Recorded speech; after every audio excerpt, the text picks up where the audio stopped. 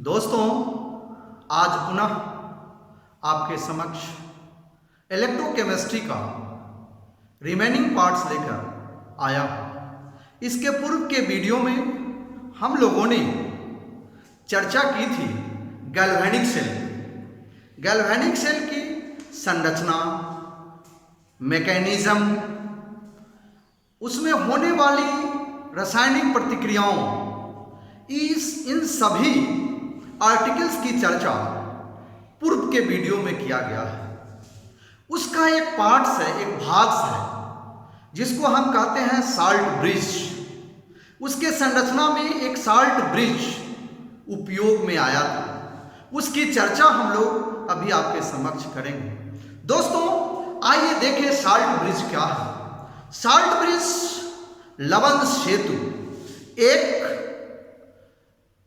Low resistance device है जो you आकार का होता है, यू शेपेड होता है, और उनका कार्य होता है दोनों इलेक्ट्रोलाइट को जोड़ना तथा उनकी विद्युत उदासीनता को बरकरार रखना, ताकि विद्युत का धारा सतत प्रवाहित होते रहे।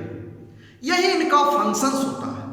तो आइए इस पर हम पुनः विचार करें और देखें साल्ट ब्रिज लवण सेतु वैसे लो रेजिस्टेंस डिवाइस जो किसी गैल्वेनिक सेल के दोनों हाफ सेलों में इलेक्ट्रिक कंडक्ट को स्थापित करता है तथा लिक्विड जंक्शन को निष्कासित करता है, उसे साल्ट ब्रिज कहते हैं। That is, salt bridge is a low resistance device which establishes an electrical contact between two half cells and eliminates direct liquid junctions of the galvanic shell.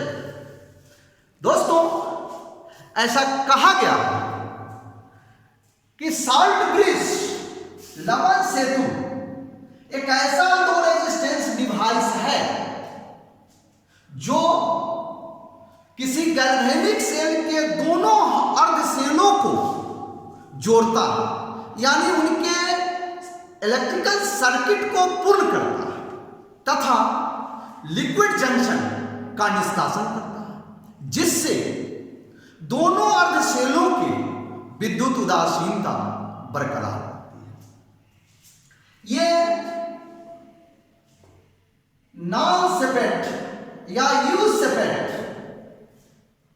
Glass tube है, जिसको आपने देखा घोड़े के नाल इसी प्रकार के होते हैं, या यू सेपेट ट्यूब का आकार का ये ग्लास ट्यूब है जिसमें केसीएल लिक्विड जंक्शन भरा हुआ है। केसीएल का सांद्रित गुण साल्ट ब्रिज इन्वर्टेड यू सेपेट ग्लास ट्यूब है जिनमें KCl, KNO3, K2SO4, NH4NO3 etc. का सांद्रण जलीय घोल भरकर दोनों मुंह को ग्लास वुल्फ या जेलेटिनस मटेरियल जैसे अगर के पौधे से बंद कर दिया जाता है ताकि इनका लिक्विड्स बाहर निष्कासित न हो सके, समय के अनुकूल हो। दोस्तों, साल्ट ब्रिज का उपयोग कभी कभी किसी इलेक्ट्रोड्स में नहीं करते, जैसा कि KCl साल्ट ब्रिज का उपयोग पीवी तथा AG इलेक्ट्रोड्स वाले सेल में नहीं किया जाता, क्योंकि PbCl एंड AgCl जल में अघुलनशील होते हैं, insoluble in waters।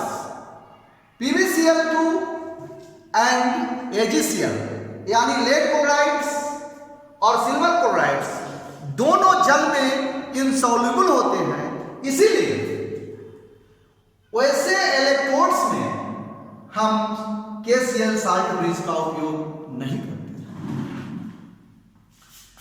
दूसरी बिंदु है महत्वपूर्ण, KCl में K+ and NaCl minus, KNO3 में K plus and NO3 minus,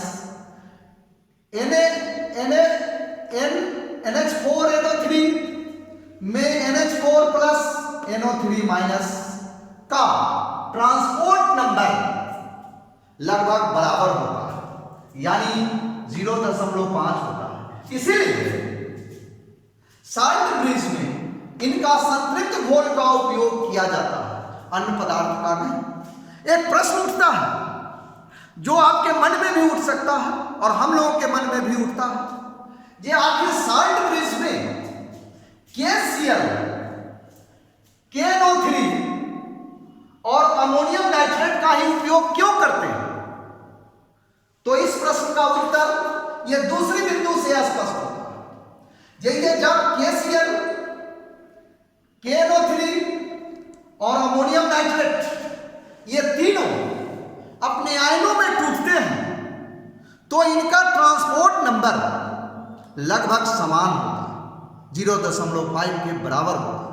इसीलिए इनके सांद्र घोल यानी संतृप्त घोल, सैचुरेटेड घोल का उपयोग हम साल्ट ब्रिज में करते हैं। आइए हम देखें significance of salt bridge.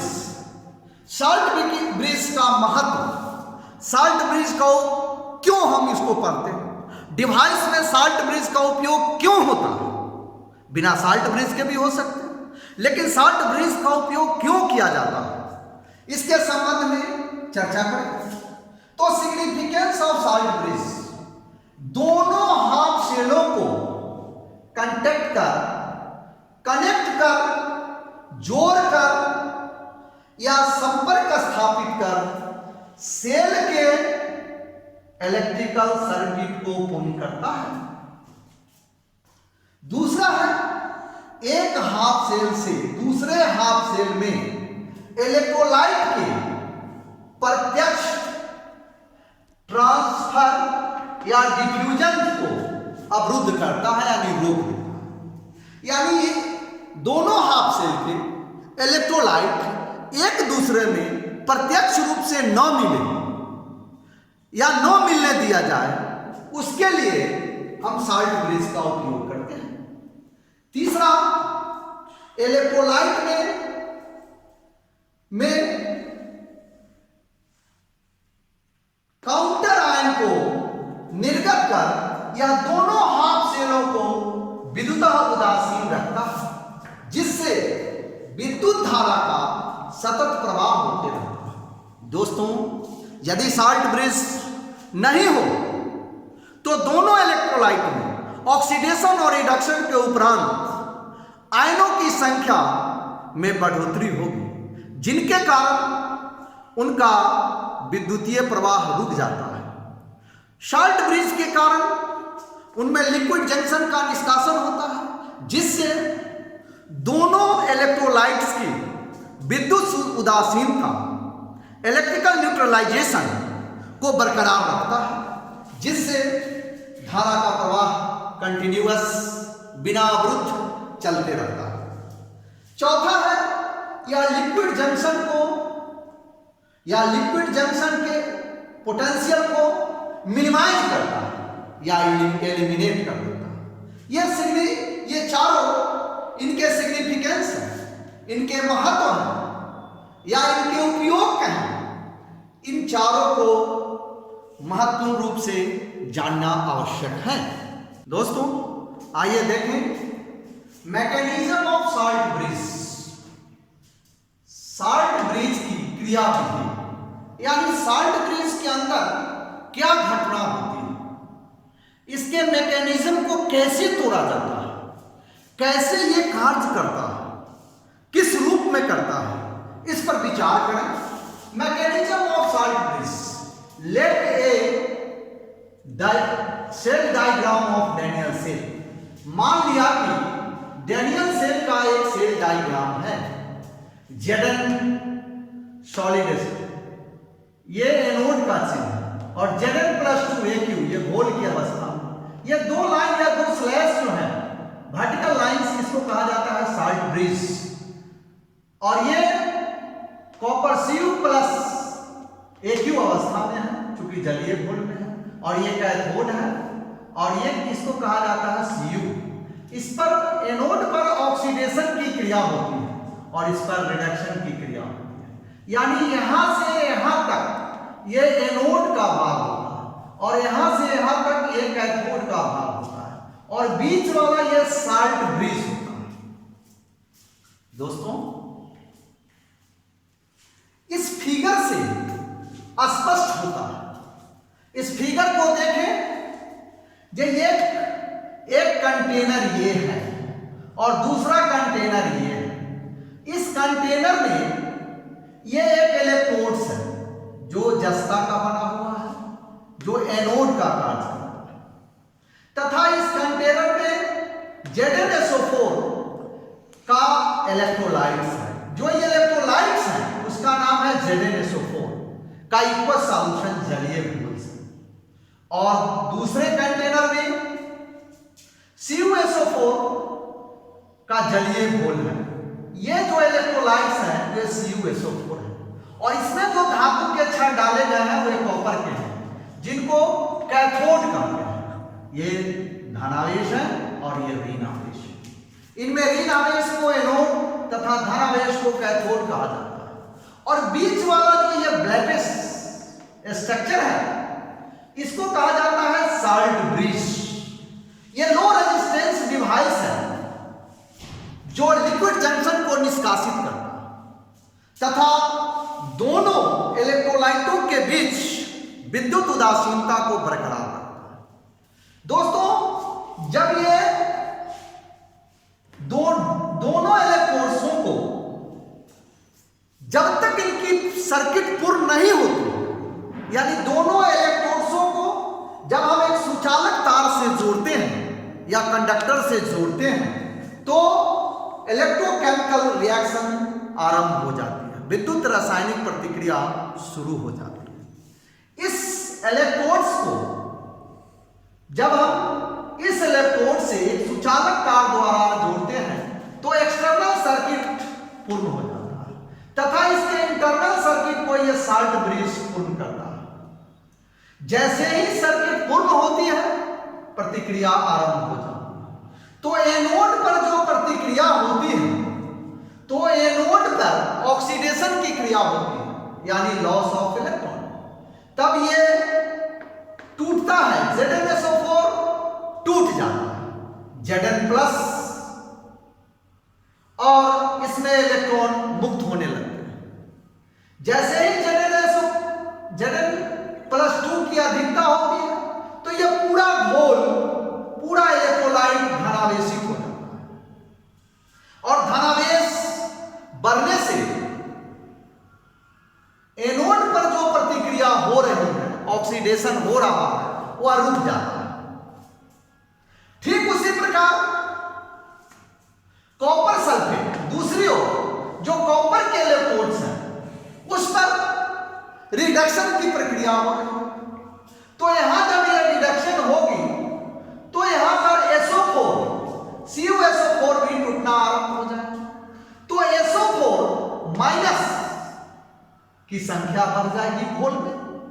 Solution में यानी इलेक्ट्रोलाइट में SO4 माइनस की अधिकता होगी, जिनके कारण यह पूरा इलेक्ट्रोलाइट ऋणावेशित हो जाएगा, और इन जब ऋणावेशित हो जाएगा तो ऑलरेडी इलेक्ट्रॉन का डेंसिटी बढ़ जाएगा, तो रिडक्शन प्रक्रिया क्या होगी, रुक जाएगी, जिससे दोनों तरफ आयनों का आवागमन समाप्त हो जाएगा और इंटरकन्वर्जन ऑफ आयंस नहीं होगा, इलेक्ट्रॉन का ट्रांसफर नहीं होगा, तो ये डिवाइस काम करना बंद कर देगा। लेकिन ऐसा नहीं होता, इसमें ऐसी घटना नहीं होती। जब बैटरी को किसी डिवाइस से जोड़ते हैं तो धारा का प्रवाह कंटिन्यूअस चलता रहता है।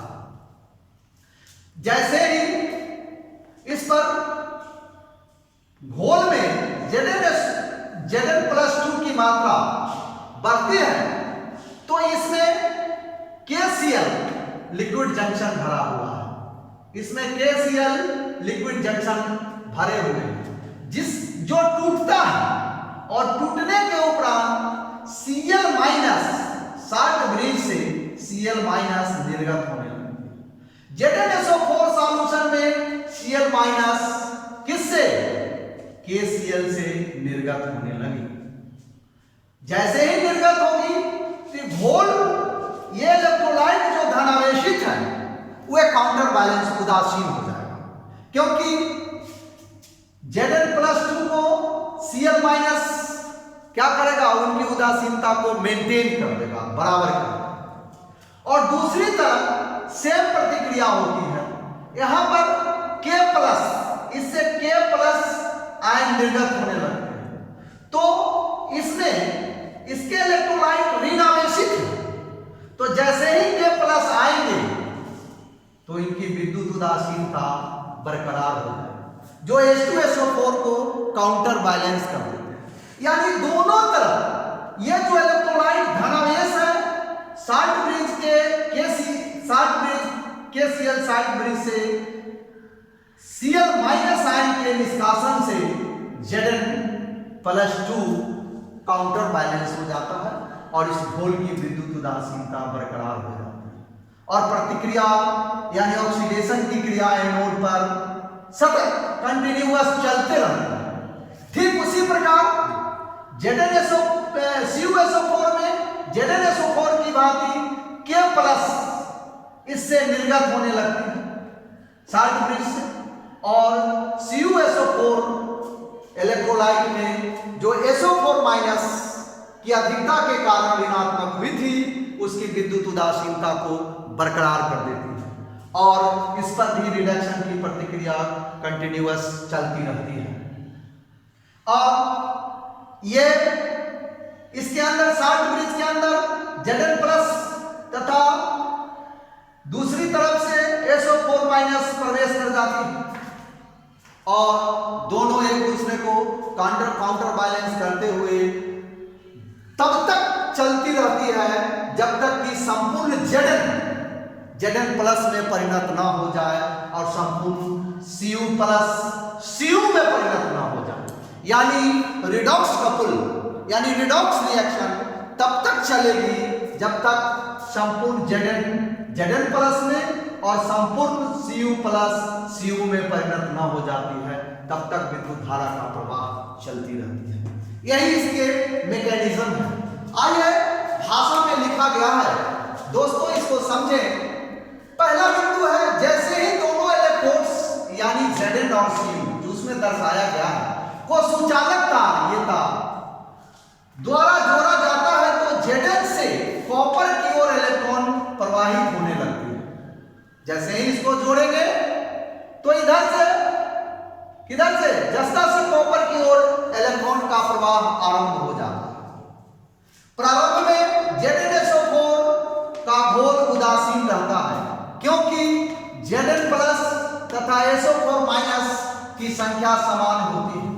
इस प्रकार CuSO4 घोल भी उदासीन रहते हैं, परंतु धारा यानी विद्युत धारा प्रवाह के कारण एनोड रिएक्शन होने लगता है, अर्थात Zn पर ऑक्सीडेशन होती है यानी Zn पर लॉस ऑफ इलेक्ट्रॉन की घटना होती है यानी इलेक्ट्रॉन को त्याग करता है और Zn+2 Aq सॉल्यूशन की अवस्था में यानी घोल में आ जाते हैं और ये इलेक्ट्रॉन निर्गत हो जाते हैं के कारण घोल में Zn+ की अधिकता के कारण वो धनावेशित हो जाता है, जिसके परिणाम स्वरूप जिसके फलस्वरूप शीघ्र ही प्रतिक्रिया रुक जाती है।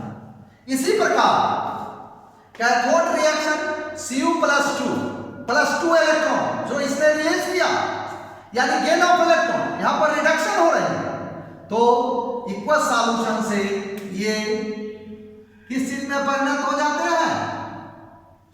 सॉलिड अवस्था में मेटल के सरफेस पर के कारण घोल में Cu+ आयन की संख्या घट जाती है, जिसके परिणाम स्वरूप घोल ऋणावेशित हो जाता है और प्रतिक्रिया रुक जाती है, जिससे विद्युत धारा का प्रवाह बंद हो जाता है।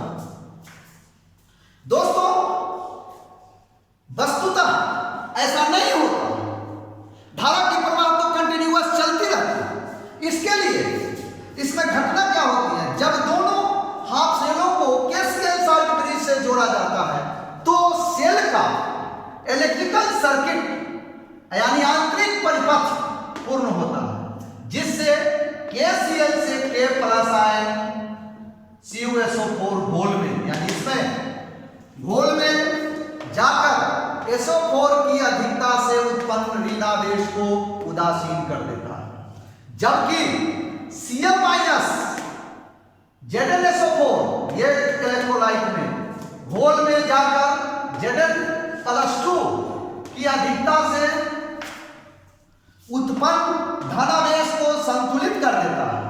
इस प्रकार दोनों ही हाफ सेलों की विद्युत उदासीनता प्रबल हो जाती है, जैसे थी वैसे हो गए, जिससे विद्युत धारा तब तक प्रवाहित होती रहती है यानी अबाध गति से बिना रुके हुए प्रवाहित होती रहती है जब तक कि संपूर्ण Zn+2 में या Cu+2 Cu में परिणत न हो जाए। इस प्रकार से हम साल्ट ब्रिज के क्रियाविधि को समझ सकते हैं। और यह गैल्वेनिक सेल एक ऐसा डिवाइस है जिसमें साल्ट ब्रिज की अहम भूमिका होती है। यदि साल्ट ब्रिज नहीं हो तो उनके इंटरनल सर्किट पूर्ण नहीं होंगे, लेकिन साल्ट ब्रिज के स्थान पर कभी कभी हम पोरस पार्टीशन का उपयोग करते हैं। आइए उसकी भी चर्चा हम लोग कर लें। दोस्तों आइए देखें galvanic cell without salt bridge. Salt bridge के अलावा भी एक और डिवाइस है जो साल्ट ब्रिज का कार्य करते हैं। दोस्तों यानी ऐसा गैल्वेनिक सेल जो साल्ट ब्रिज रहित हो, यानी साल्ट ब्रिज उसमें न हो, तो क्या हो, यह पोरस पार्टीशन है, छिद्रदार, एक ऐसा पार्टीशन है जो छिद्रदार है, पोरस है। अर्थात ये एक कंपार्टमेंट है और एक कंपार्टमेंट में ये पोरस पार्टीशन द्वारा दोनों इलेक्ट्रोलाइट को अलग अलग किया गया है और दोनों इलेक्ट्रोलाइट अलग हैं। ये जस्ता का एनोड है और कॉपर का कैथोड है। जैसे ही इसको सुचालक तार द्वारा कनेक्ट करते हैं तो धारा की प्रवाह होने लगती है। अर्थात किसी गैल्वेनिक सेल में साल्ट ब्रिज के अतिरिक्त पोरस पार्टीशन द्वारा भी गैल्वेनिक सेल का निर्माण किया जा सकता है, जिसमें दोनों इलेक्ट्रोलाइट को या दोनों हाफ सेलों के इलेक्ट्रोलाइट को पोरस पार्टीशन द्वारा सेपरेट अलग किया जा सकता है, जिससे कि दोनों इलेक्ट्रोलाइट्स का आपस में डिफ्यूजन यानी विसरण न हो। इसको रोकने के लिए पोरस पार्टीशन का उपयोग करते हैं। जब धारा का प्रवाह आरंभ होता है तो इसमें कोई लिक्विड जंक्शन नहीं है, परंतु ये जो धनावेशित होंगे और ये ऋणावेशित होंगे। ये दोनों घोल जब धारा का प्रवाह शुरू होगा तो ये Zn+2 के कारण धनावेशित हो जाएंगे और Cu में CuSO4 होती है तो SO4- के कारण ऋणावेशित होगी। तो दोनों आयनों का ये पोरस पार्टीशन द्वारा एक दूसरे में डिफ्यूजन होता है, एक दूसरे में विसरण होने लगता है। यानी इसके आयन इधर और इसके आयन इधर, यानी आयनों का आवागमन होने लगता है, आयन्स। और दोनों का आयन आपस में डिफ्यूज करते हैं, मिश्रित होते हैं, जिससे इनकी विद्युत उदासीनता प्रबल हो जाती है और ये सेल अपना कार्य करना शुरू कर देता है और इनसे विद्युत धारा का प्रवाह सतत होते रहता है। आइए इसमें सबसे पहली बात है पोरस पार्टीशन इलेक्ट्रोलाइट को प्रत्यक्षता मिलने से रोकता है, परंतु इससे होकर आयन का डिफ्यूजन होता है। ये दोनों को इंडिविजुअली यानी दोनों को मिलने से प्रत्यक्ष रूप से रोक देता है, लेकिन इसके आयन उनमें उसमें और उसके आयन इसमें आ जा सकते हैं। जब विद्युत धारा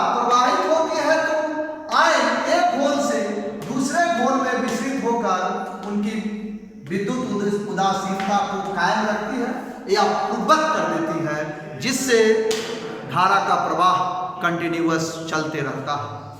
दोस्तों, इसी के साथ साल्ट ब्रिज की समाप्ति हुई है। साल्ट ब्रिज एक ऐसे लोड रेजिस्टेंस डिवाइस है जिसका उपयोग बैटरी में बहुत ज़्यादा होता है और किसी किसी गैल्वेनिक सेल में साल्ट ब्रिज के अतिरिक्त पोरस पार्टीशन का उपयोग करते हैं और दोनों का लगभग कार्य एक ही जैसा होता है। दोस्तों, आपसे अनुरोध है कि यदि आप चैनल को सब्सक्राइब नहीं किए हैं तो अवश्य कर लें, अन्यथा आपको इस नोटिफिकेशन, इसकी सूचना अच्छे से नहीं मिल पाती है, देर से मिले। और बेल आइकन बटन को क्लिक कर दें तथा यदि वीडियो से आप लाभान्वित होते हैं या आपको ऐसा लगता है कि वीडियो आपको कुछ दे रहा है तो इसे अपने दोस्तों के बीच, अपने चाहने वालों के बीच इसका शेयर अवश्य करें तथा इसे एक लाइक कर दें, क्योंकि आपके लाइक करने से मेरी हौसला में चार चांद लगती है और मैं अच्छा से अच्छा प्रदर्शन करने का प्रयास करता हूँ। धन्यवाद दोस्तों।